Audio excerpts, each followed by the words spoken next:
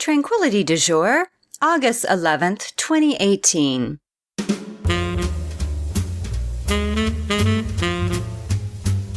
Hello there, this is Jamia Wilson and welcome to the 429th edition of Tranquility du Jour, a podcast featuring artists, activists, and authors from around the globe.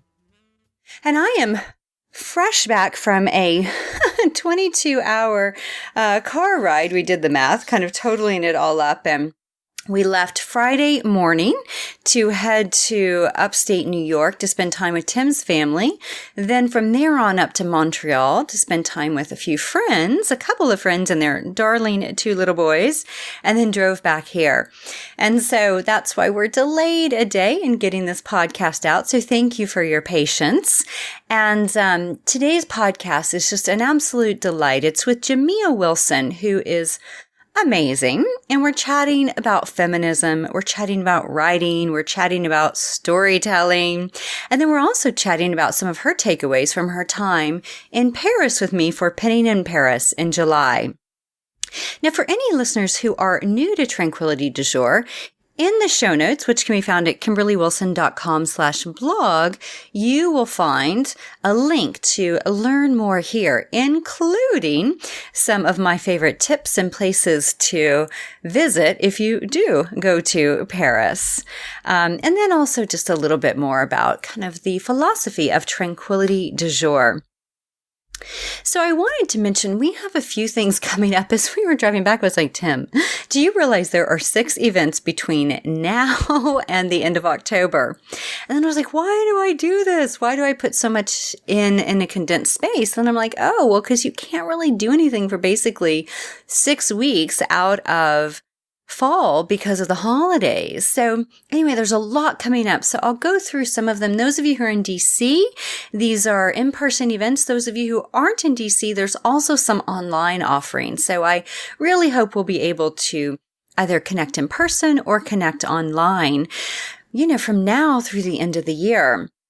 Also, I did a recent video, Tranquility du Jour, Eat Plants, is the video series that I'm going to be starting. And it's just short little snippets on ways to make some fun plant-based items at home. And what I did first was a green smoothie video.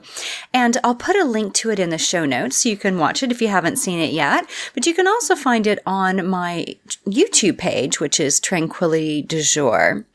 Now, reminder, I'm doing Year of Tranquility. We are in the mindfulness module, and we have a few more modules still coming up: writing, entrepreneurship, and meaning. So if you're interested in any of these, would love to have you join.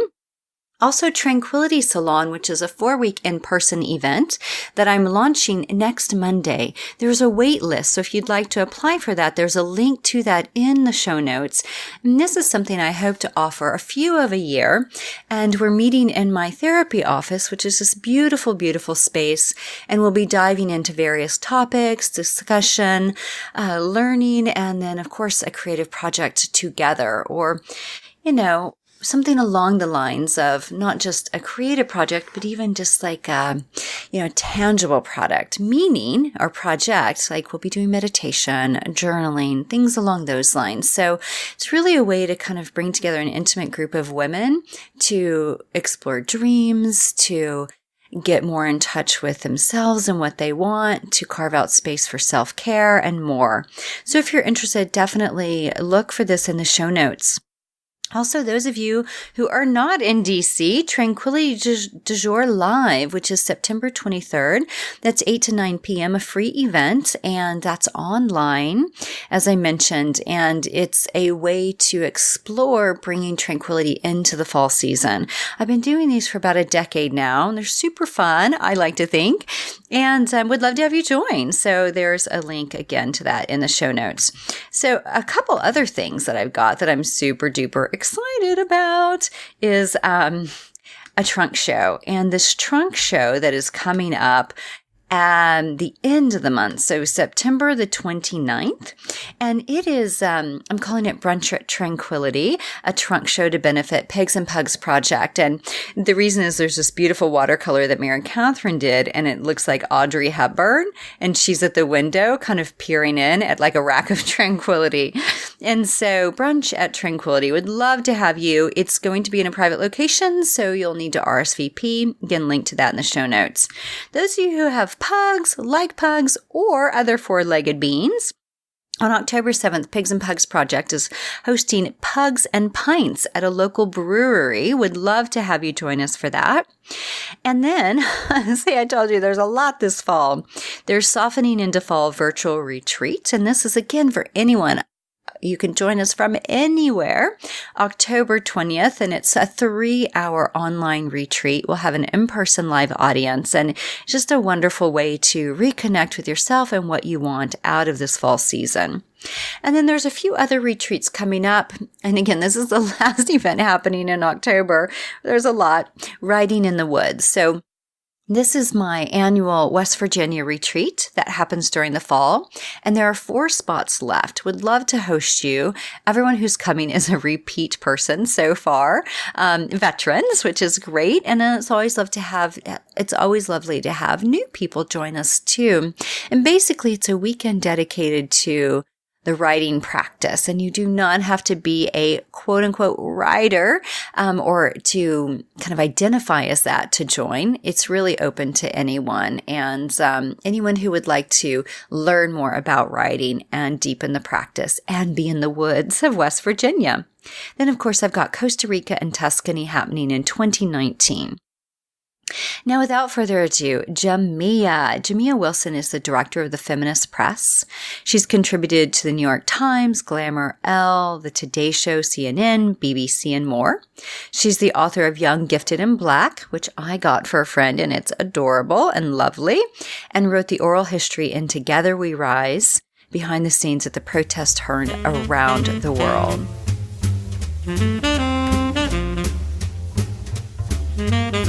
Welcome, Jamia. Thank you so much for having me. So let's start here. You have shared the stage with my idol, Ms. Gloria Steinem.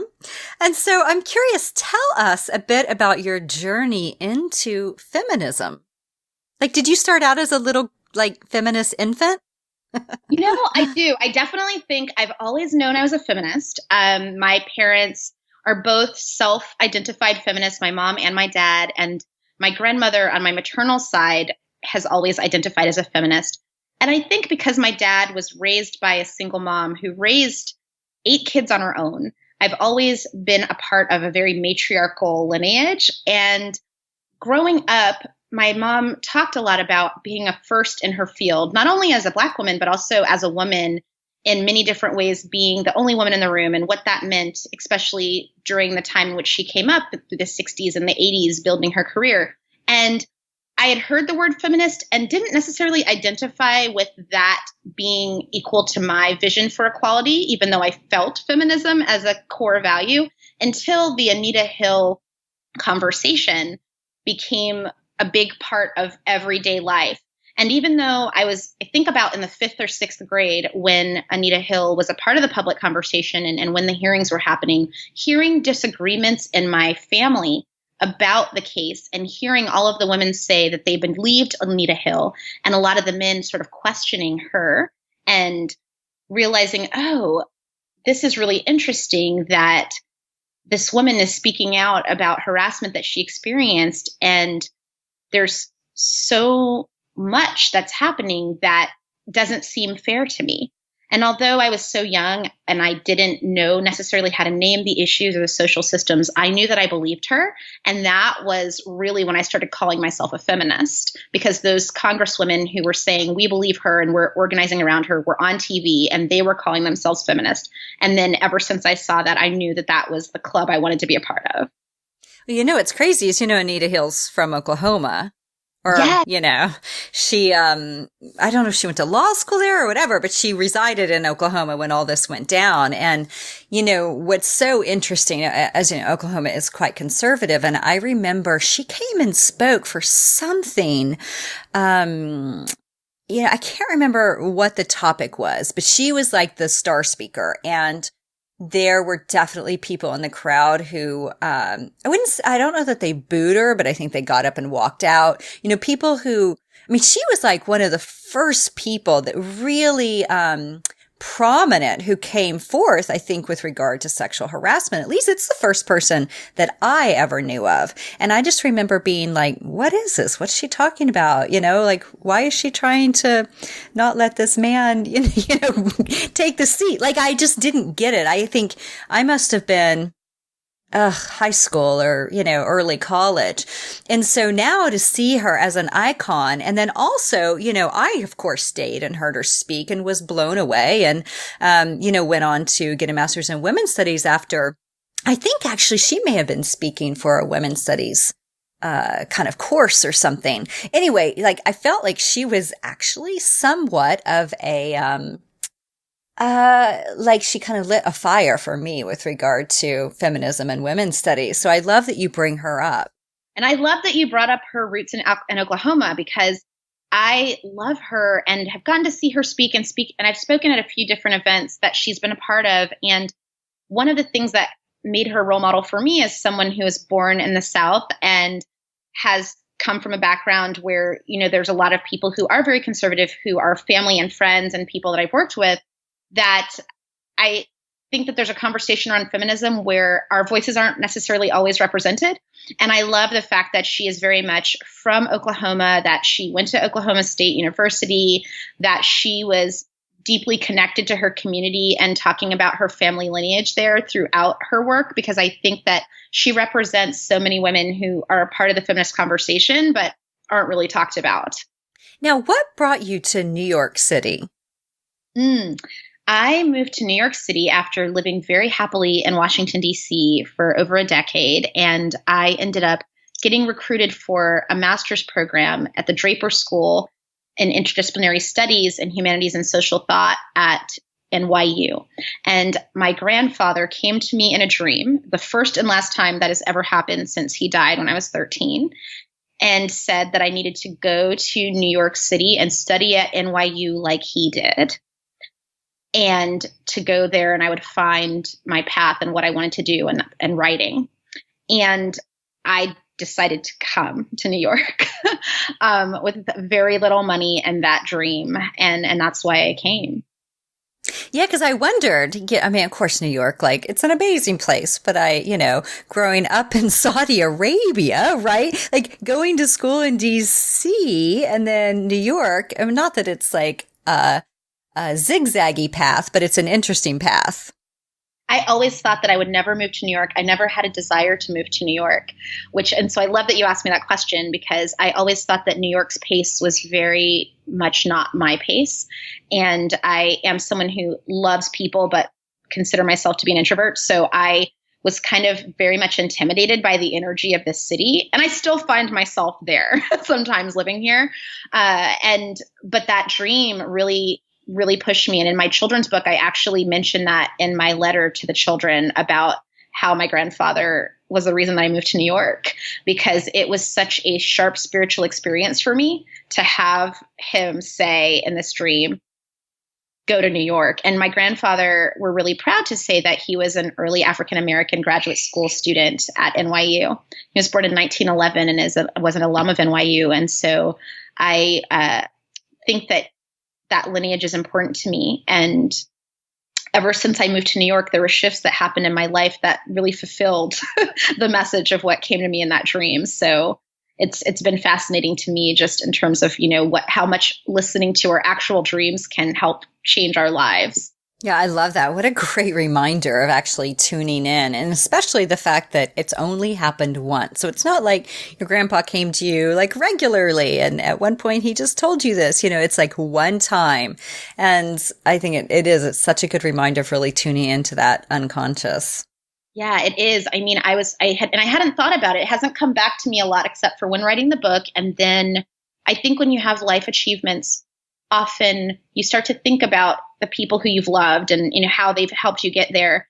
And in October, I will be receiving the Graduate School of Arts and Sciences Distinguished Alumna Award from NYU.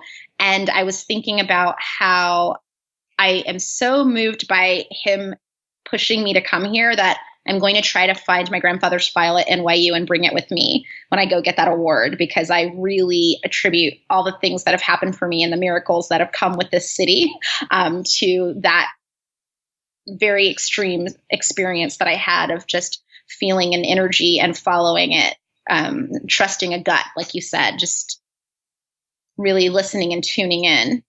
I'm curious too. So you are now the director of Feminist Press, and tell us a little bit about Feminist Press and the work that you do. Yes, I love my job. So thank you so much for asking about Feminist Press. I feel really lucky to be the director and publisher of the longest running women's publisher in the world.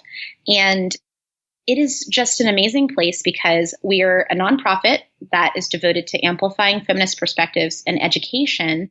But also we're publishing classic and new writing, and we've been doing this since 1970.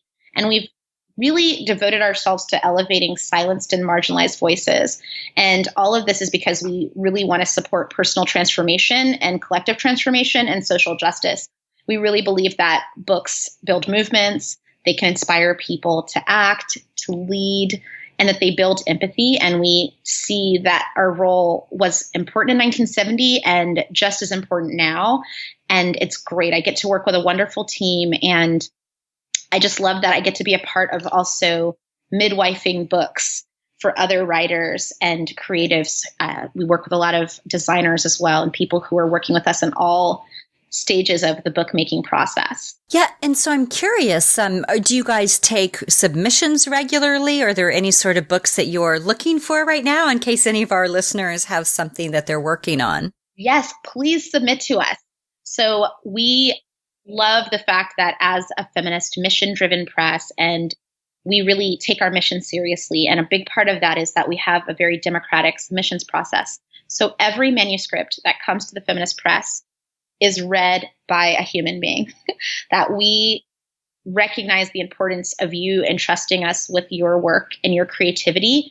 And we have a team that looks at your work and we have editorial meetings where we come together and talk about the works that have been submitted. And we very much love and care for the work that we receive. And so even if some work isn't not necessarily a fit for us, everyone who submits will receive some sort of response and know that their work has been reviewed by Feminist Press. And one of the things that I really love about what we do is we really integrate our board and our interns in the process as well, in addition to our editorial staff, including myself. So we have our 89-year-old founder, Florence Howell, who's amazing, who attends our editorial meetings. And then you have me, and then we have interns who are younger than myself, and our editors and other people on the team. So there are a variety of different voices who will come in and champion a book and talk about what it might have meant to them as they are pitching it to the rest of the team. So that's one of the things that I love the most about our job, is that we review every manuscript. And we do take agented submissions if people do want to submit them with agents, but that anyone who wants to be a part of the conversation can submit to us, because we don't want to reinforce the gatekeeping mechanisms that keep women and people of color out of publishing. We want to make sure that people who have stories to tell have outlets for those stories to be told. And do you publish all genres, or is there something in particular that you're like, this is what we're focusing on, or this is our favorite, or this is what we need more submissions for? Yes, so our publishing program is pretty diverse. We do a lot of activist nonfiction, a lot of experimental fiction, all sorts of different books. We're interested in art and science fiction and history and legal histories and many, many different things, myriad of topics. We do not usually publish poetry. So there's a caveat we have right now, which is why I'll say usually, that if there's poetry that has a narrative piece, there are some narrative collections we have that have some poetry in them, but we usually do not publish poetry books themselves, although we can refer you to some wonderful presses that we love who do that. And we typically don't do drama or doctoral dissertations or literary criticism. So those are the things that we love, but don't necessarily have the right apparatus to support, and really want to also focus on the things that we do best and have the right editorial team to champion those books for. Now, you were a TED Prize storyteller in 2013. And so what are your storytelling secrets? Because I feel like storytelling is an art. And I'm curious, someone who has done it at the level that you have, like, what are some tips or tricks you might have for us? Oh, thank you so much for asking. I love storytelling. And I think the thing that has most inspired me to do that is hearing Gloria Steinem, who we both love, say that right now, if it's the internet or if we're in a consciousness raising group or if we're on a podcast, we're really doing what our ancestors have done for thousands of years, sitting around the campfire telling stories. That those are the things that keep us alive, help us come alive, bring us together and create empathy. So that's what I remember whenever I am doing storytelling or helping others in their stories, that being authentic is a big part of it. Really asking yourself or asking that person, why me? Why was I chosen? Or why am I the one to tell this story? And really making sure to integrate that into the telling of the story. I also really try to tell people to make sure that they own their power, that each of us has a specific power, a specific, unique, special sauce that we bring. And it's really important for us to own that, to be in a place of claiming that power that we have in the way that we position our bodies when we speak, the way that we write, the way that we talk about our own expertise, that we don't have to apologize for the expertise that we have. And the Op-Ed Project, which is an organization I love, they always say, own your expertise. And I think that's an important part about it too. Next, I think it's important to just always be clear, concise, consistent, and compelling. So I always call those the 4 C's. To be clear, concise, consistent, and compelling, and to know your audience. A lot of times we're really tempted to tell every story we've ever heard in a moment, or to make sure that we're giving all of the sides, or to justify something. But it's important to know your audience and know what they can best gain in that moment in time, and trust that there will be other times to tell the story in different ways. And those would be the things that I think are really good pieces that can always help enliven a story, no matter what format. I love that you use clear and concise, because whenever I teach things around, like, say, mindful communication, I'm always encouraging clear, concise, and compassionate. So I love that you use those two. I don't think I'd ever heard them kind of used together. And so I have 3 C's, you've got 4. And I really, really like that. It's so important, the clear and concise. It truly is. And I think it's really hard, and I don't want to speak for other women, but I want to speak for myself, and as someone who's done a lot of media training for women, is I felt that some of the people who would have done literal Rhodes scholarships would feel the need to justify everything in their story and apologize, or to say, oh, someone else might know more than I do, before doing everything. And so I even struggle with it myself sometimes because of our conditioning, and to just say, here's the story I came here to tell, and here's why I'm here to tell it. And that's always good enough and powerful. So tell us about your writing journey and practices. Of course, I got to see you here in DC at Best Boys and Poets for your children's book, which was darling. And I don't know if you saw the photo of the girl I gave it to, but she was elated. Thank you so much. It made me so happy. I think I might have made a note to her mom, because I posted on Facebook to it, and I thought, I think that's her mom, which is amazing. I love to write. It's something that I have to do in order to feel like my soul is breathing. And I feel that writing is a way that I can express emotions that don't come out in any other way. And I even say, for the speaking part, as someone who does a lot of speaking and commentator work, that my speaking is better when I've written. I can tell the difference between a speech where I've done something and not written out what my thoughts are beforehand versus one where I just kind of go ad hoc. And I think it's because, for me, writing is a spiritual and physical practice. There's something about transfer of that energy for me that is really important. So I really try to write every day, at least 2 to 3 pages.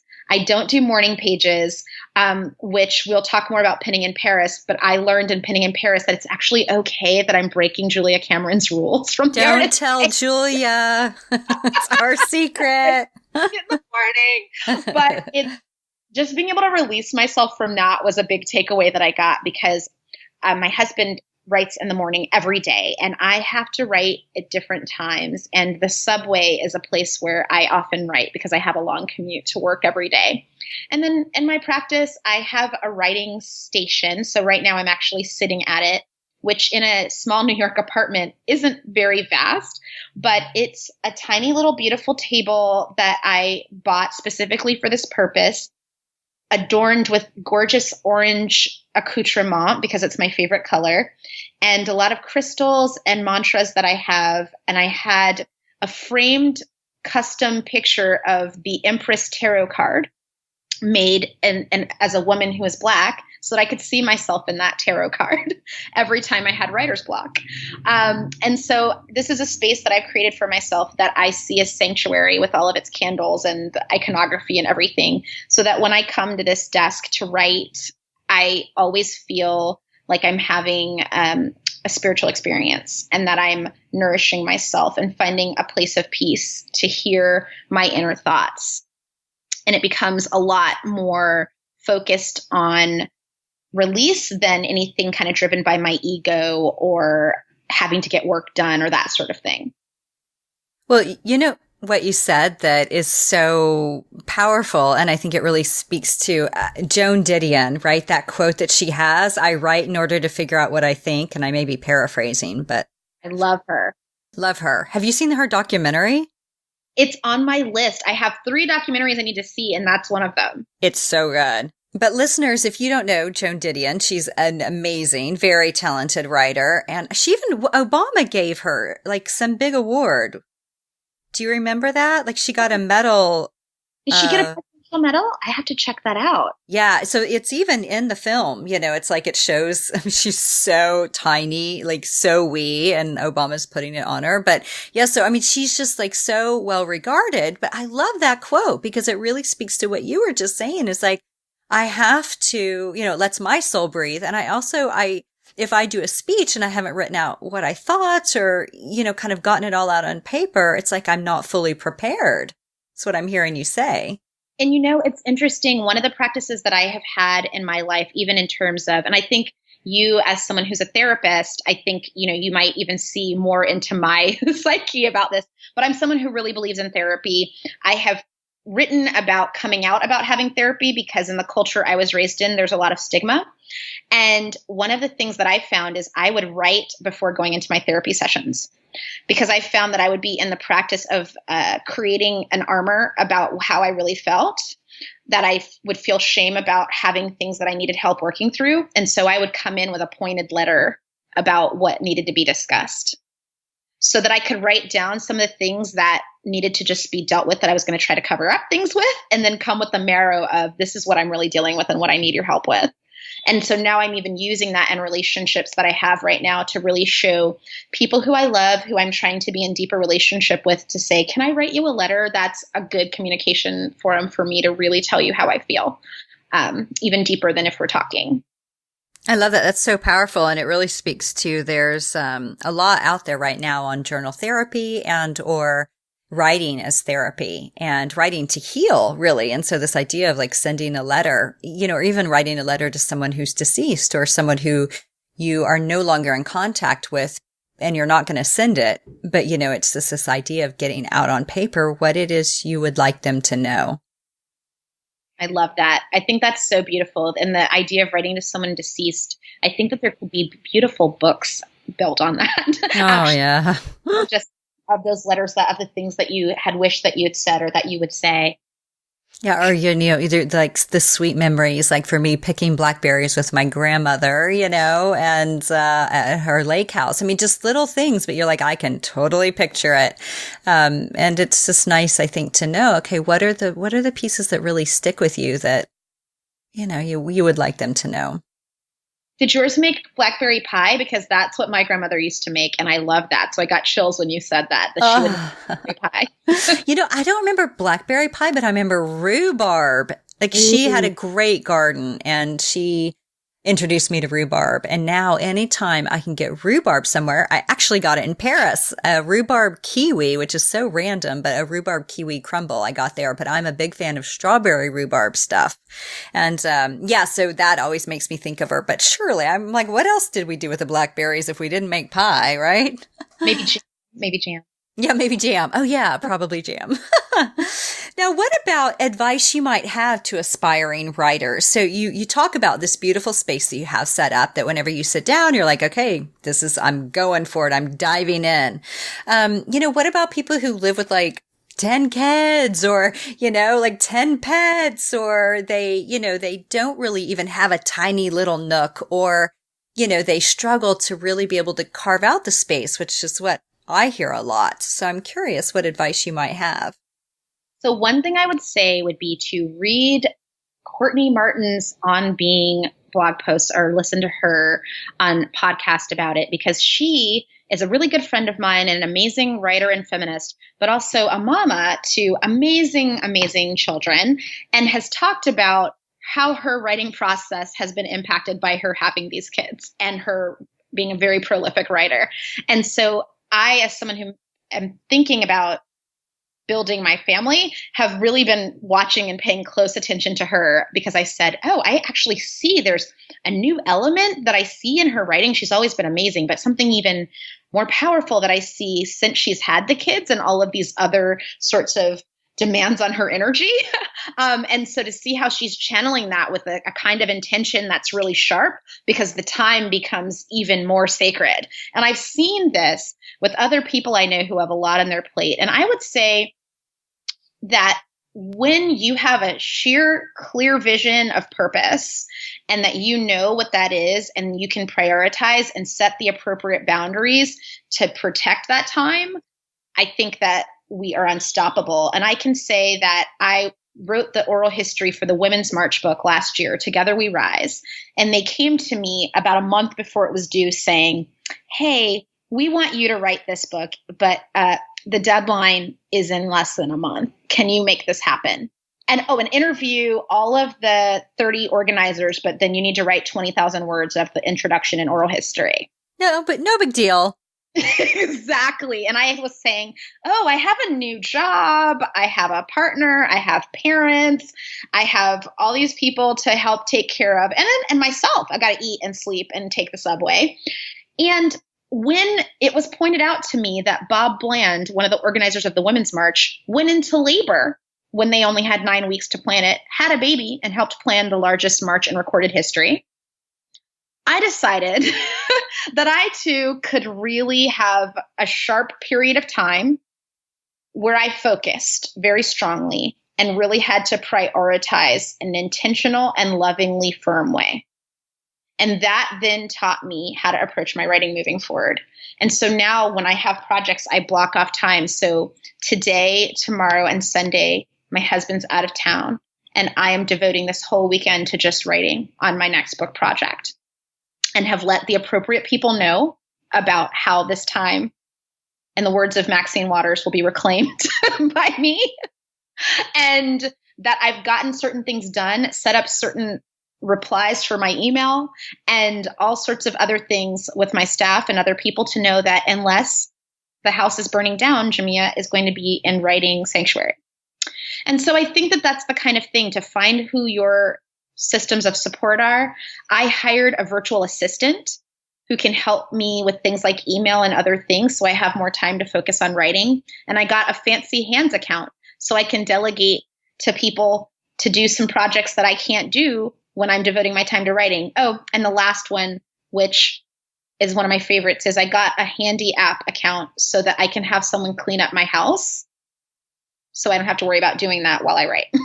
And so I've really kind of hacked it, if that makes sense, in a way that I have gotten the support I need to create time for me. So if you have a lot of kids or pets around and you really need some time, hey, maybe get the handy app so someone else can come and clean out your refrigerator so that you have that hour back to write. And then when you really, really feel like the going gets tough, do what I did at the very final weekend of that Women's March deadline, which is I booked myself in a hotel a la Maya Angelou, because that was what she always did. and just stayed in that hotel for a weekend and churned it out. Did you turn off internet? You know, what was funny is I got an app that made it so that it was hard for me to go on certain sites. So, and I'm trying to remember what that was now, but I think I put a child protector, a parental thing on my Chrome that made it so that I could only check flagged emails. And those were only from my head of my board and my mom, who was sick. And that was it. And if anyone else was reaching out to me, they were SOL for that 3 days. And it was great. Oh, and I got delivery. Ah, super smart. Yeah, yeah.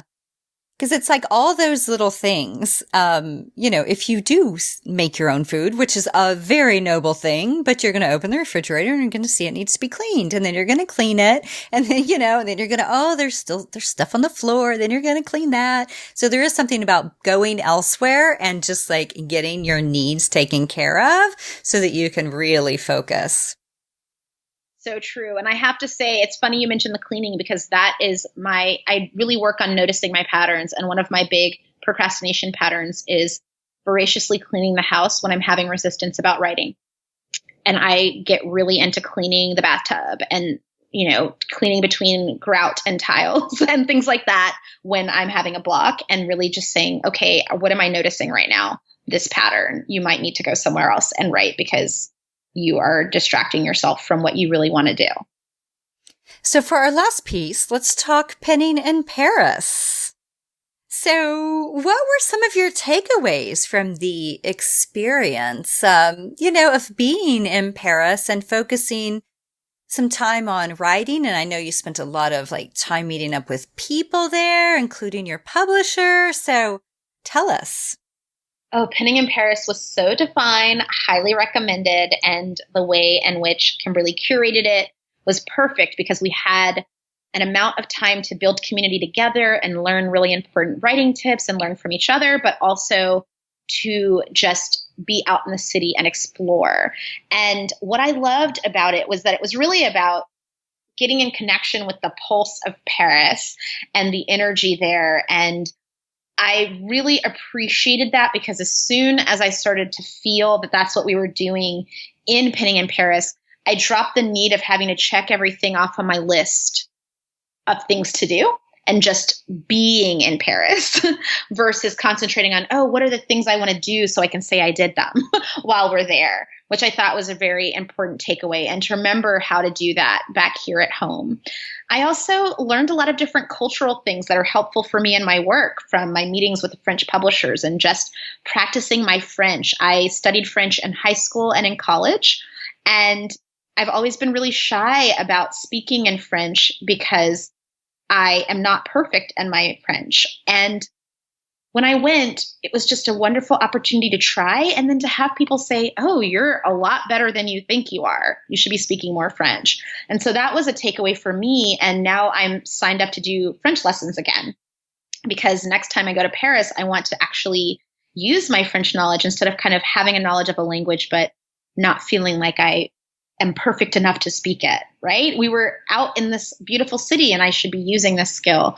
And just being with the wonderful group we were with such a wonderful group that I will always remember how wonderful it was that people from various different walks of life from all over the world coming together with a love for this city. And the big takeaway I got from that is that we all have so many similar things that we are exploring in our life and questions that we're living into, but we don't often get a chance to really talk about them in soulful ways where it might not matter what we're doing at home or our title or those sorts of things, that we can just show up as ourselves as seekers and creators together and have a lot of common ground.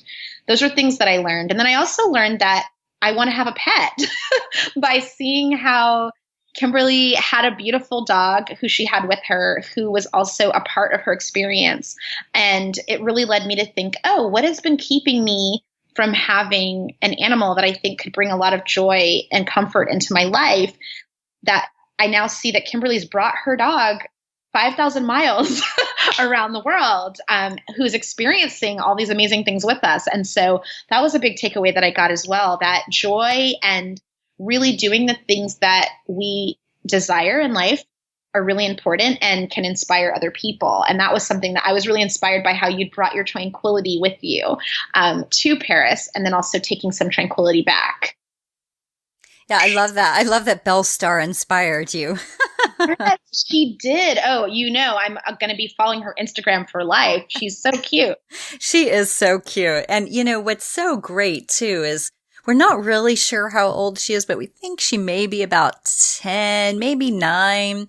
And so, I just love the idea that she has come from an Oklahoma puppy mill, to freaking Paris. It's like, what a wonderful adventure for her, and someone who had a really hard start to life. So I just wish every pug who has started, or any dog, I mean, honestly, anyone who has started with really tough, a tough start out of the gate, could experience something so majestic.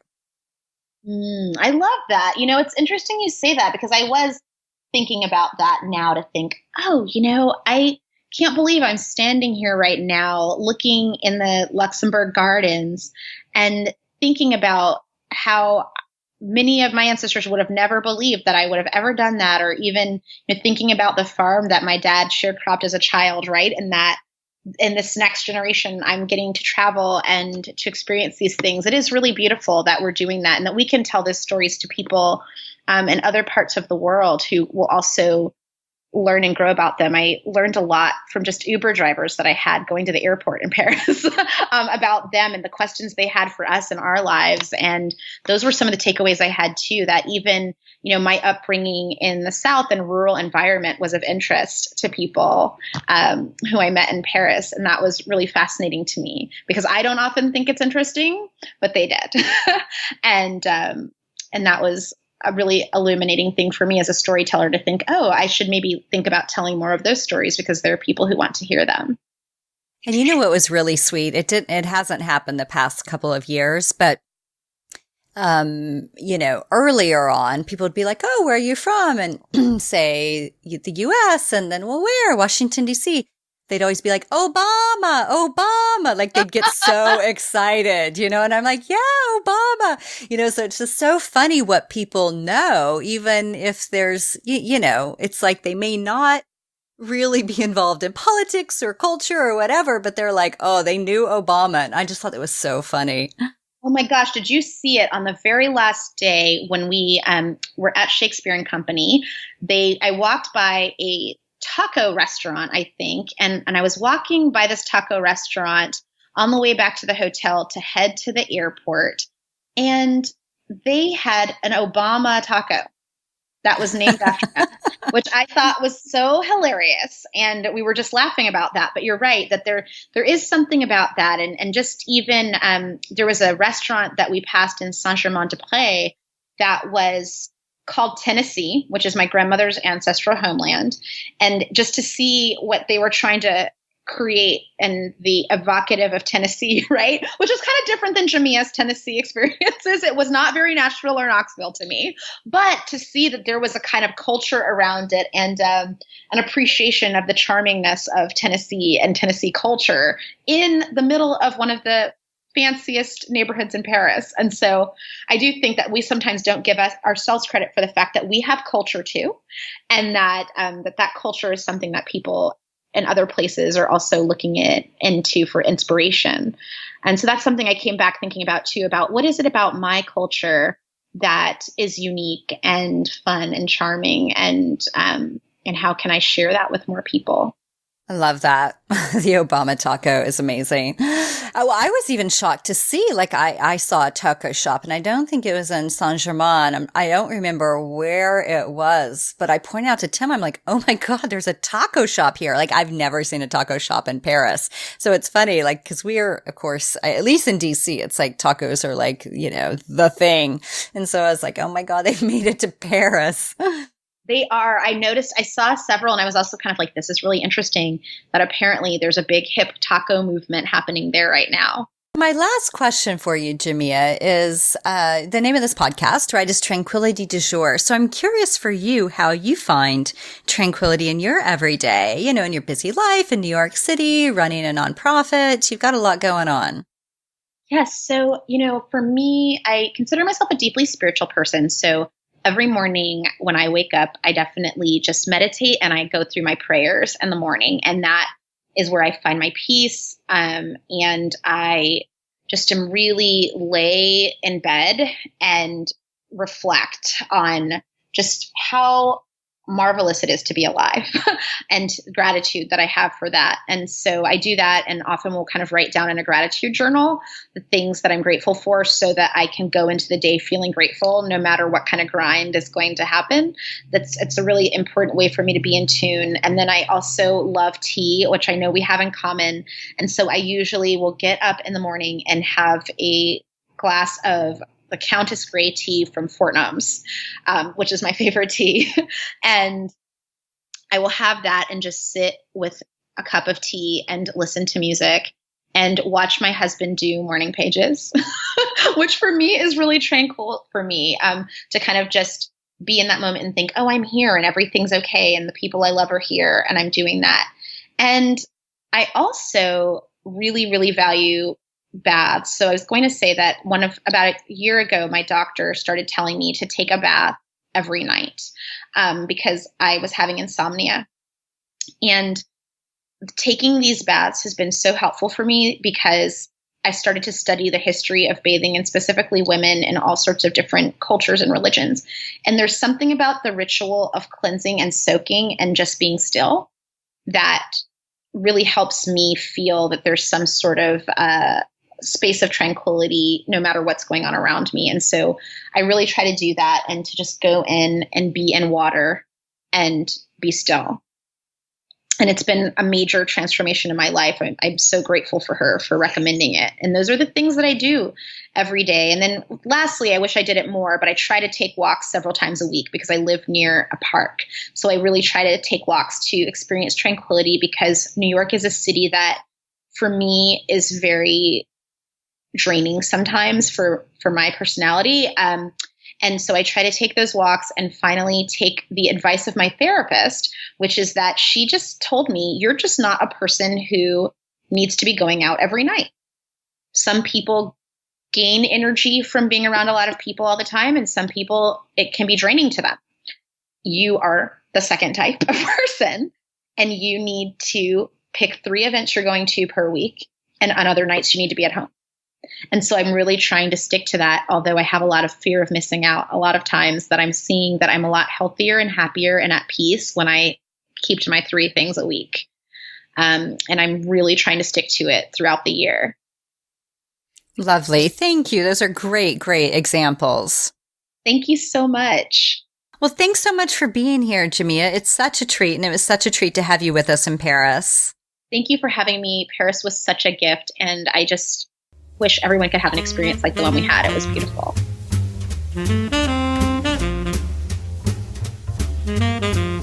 You can find Jamia on Facebook, Instagram, and Twitter, and I have links to that in the show notes. And also a reminder, if you are not on the Tranquility du Jour mailing list, to sign up, and you get love notes a couple times a month direct to your inbox. And it also gives you access to Tranquil Treasures, which is a library online of resources. Also, if you're interested in a mentoring session with moi, those of you who are not local in DC and may be interested more in therapy or mentoring is great because we can do that via phone from wherever you are. Or, of course, if you're local, you can come in to my therapy space for that, which is really lovely. And mentoring is more along the lines of helping you with regard to building a business, finding a more ways of living with creativity. Whereas therapy, of course, is more of diving into patterns and triggers and tools. So if you're interested in that, I've got a link to mentoring in the show notes, and I have a couple spots left toward the end of the month and then a couple in October. Social media, I've got all the ways to find me. Instagram, which is my preferred mode. Of course, there's Pinterest, Facebook, Twitter, and YouTube. And again, I do want to start doing more videos for you. So if there are any videos that you would like to see, please let me know. Kimberly at KimberlyWilson.com, and I'll see what I can pull together for you. This Friday, we have the photo shoot for Tranquility, so I'll be doing a live portion of that, and I will definitely let everyone know where to find that. And if you're on the Tranquility mailing list, you'll learn about that, or of course, Tranquility du Jour, and I'll be sure to post it over on Facebook and the blog. Also, there's a link to my 5 books, which are also all available on Kindle, and links to my various Tranquility-filled e-courses ranging from mindfulness to creative and conscious business to finding tranquility in everyday life. There's also a link to the Tranquility du Jour podcast app and a link to learn more about my passion for animals. Finally, if you have a moment to pin a review on iTunes and or share this podcast via social media, would be so grateful. And to pin a review of any of my books on Amazon or Goodreads. My hope is that this ideally helps others find more tranquility in their days. Thank you so much for joining us, and I wish you a phenomenal week ahead. Namaste.